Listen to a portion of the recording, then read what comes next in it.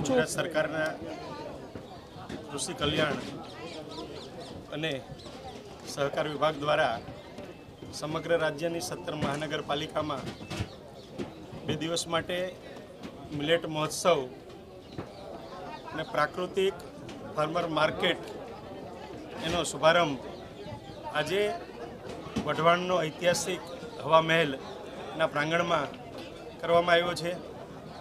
આ જિલ્લાભરના ખેડૂતો પ્રાકૃતિક ખેતી દ્વારા જે કંઈ પાકો કે એમની જણસીઓ છે એને અલગ અલગ સ્ટોલના માધ્યમથી લોકો માટે એમને જે જરૂરિયાત પ્રમાણે લઈ શકે એ માટેનું સરસ મજાનું આયોજન પણ થયું છે।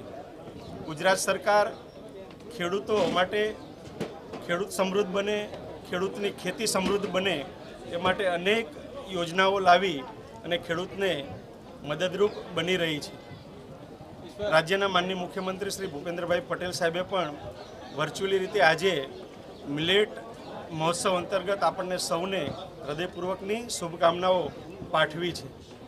મિત્રો, મિલેટ્સ એટલે કે જાડા ધાન્યો, જે બાજરી હોય, જુવાર હોય, રાગી હોય, કાંગ હોય કે આપણે ફરાળમાં ઉપયોગ કરી શકતા એવો મુરૈયો હોય, આ જે જાડા ધાન્યો છે એ બધા મિલેટ્સની અંદર આવે છે।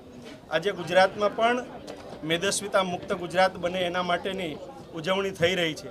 આજે જ્યારે હૃદયરોગનું પ્રમાણ વધી રહ્યું હોય, ડાયાબિટીસનું પ્રમાણ વધી રહ્યું હોય, ત્યારે ઘઉંનો ત્યાગ કરીને લોકો જાડા ધાન્યનો જો ઉપયોગ કરે તો આ પ્રકારના રોગોથી બચી શકાતું હોય છે। એ માટે લોકોમાં અવેરનેસ લાવવા માટે આ શ્રી મિલેટ મહોત્સવ કે શ્રી અન્નની લોકોને જાણકારી થાય એ માટેનો આ કાર્યક્રમ સરસ રીતે આ ઝાલાવાડને આંગણે સંપન્ન બન્યો છે।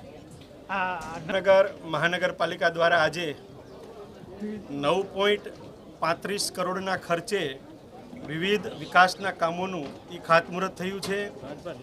સાથે સાથે 4 કરોડ 24 લાખના ખર્ચે જે દૂધરેજ જે તળાવ છે એને બ્યુટિફિકેશન કરી એનું પણ લોકાર્પણ આજે કરવામાં આવ્યું છે।